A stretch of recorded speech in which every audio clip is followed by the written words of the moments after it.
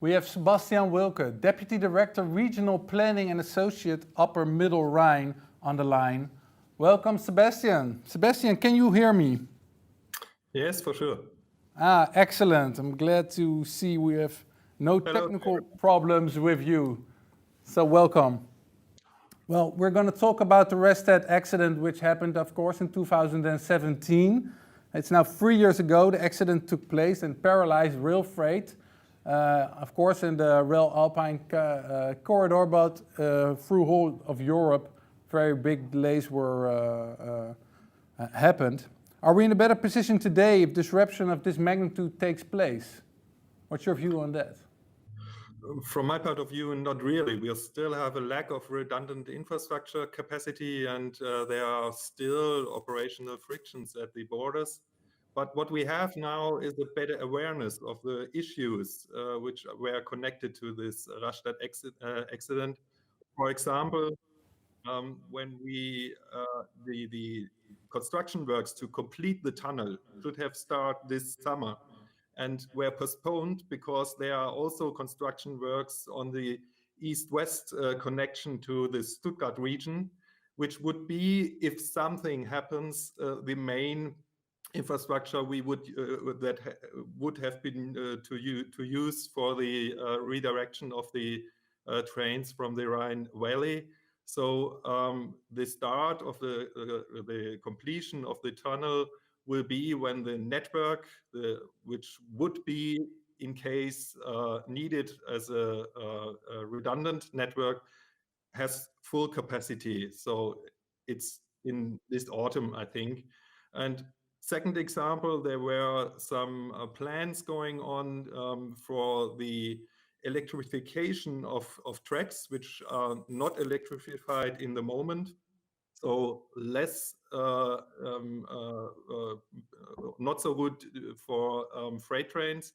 And the question, the criteria, if they could be used as a redundant network, was a new criteria in the prioritization of the project. So there's a better awareness from my point of view on the long term, but in the short term, we are in the same situation, more or less.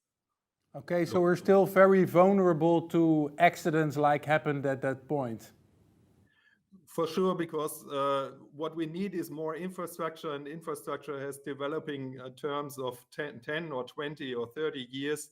So it's not so surprising that in these only 3 years, there have not been such high or huge improvements. From our point of view, there has to be done more on the operational part. For example, that the frictions at the borders are reduced through a better harmonization. This would help in the short term, or not, but we also need this infrastructure capacity, but that will need more time, I think. Okay, but the infrastructure you say, that is, of course, everybody knows that it takes a long time to build and to realize and to bring into to usage. But are the right steps on infrastructure being taken at this point, you think? I think that I said the example that the electrification of those tracks who are needed also for freight trains is higher priority than in the past. So I think the awareness is there, and from that, seeing this, I think that there will be improvements in the future. Okay. And in addition to that, in May 2018, the Handbook of International Contingency Management was published. To what extent has this handbook already been used? We are not directly involved in this handbook and the process behind. What we hear is that it helps, but that there are still improvements needed, mainly on the operational aspects, especially at the borders, so that the trains can flow over the borders without any restrictions. Okay. So there's more to do, what we hear.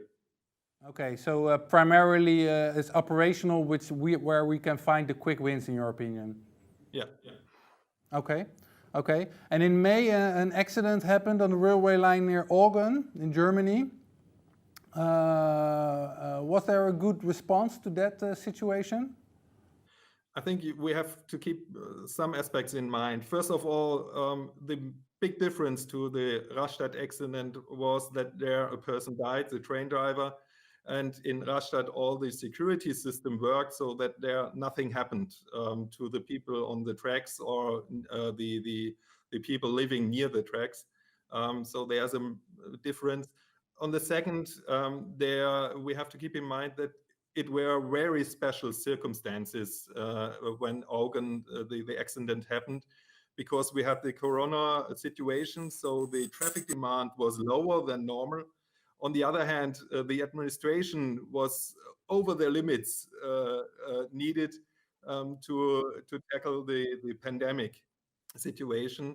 So a very special situation. But what we hear from the operators is that there was a response and that the redirection concept worked. So the new concept of the DB, the network operator, to tackle big accidents worked, and the trains could be redirected, but only on the German side. So the French tracks could only used for some very few trains because of the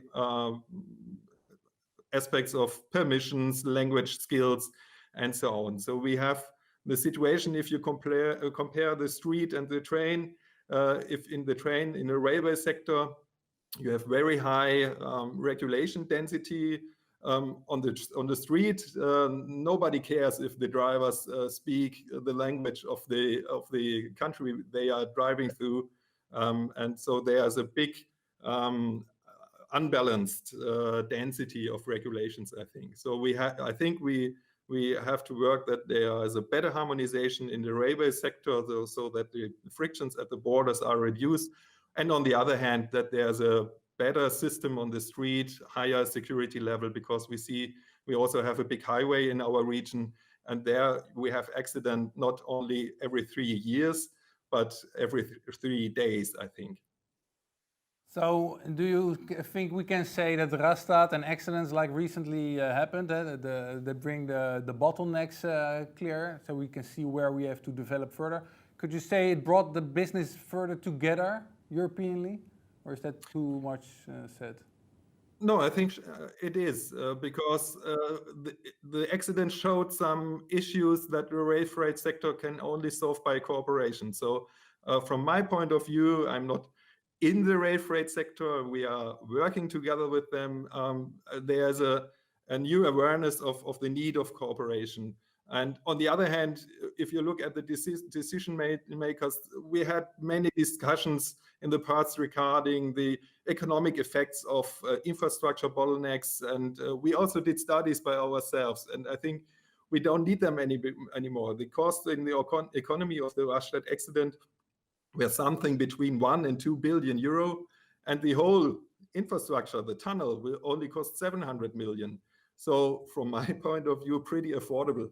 And on the other hand, I think the decision makers now understood the importance of a reliable infrastructure, of capacity reserves in the infrastructure, to ensure that we have good traffic flows through our Europe. Okay, great. So if I understand you correctly, we're still vulnerable, we're taking steps in the right direction, but we need to work on the bottlenecks near the border and work closer together on the case of legislation. Is that correct? Yeah, completely correct, yes. All right. Well, thank you very much for your contribution. Thank you.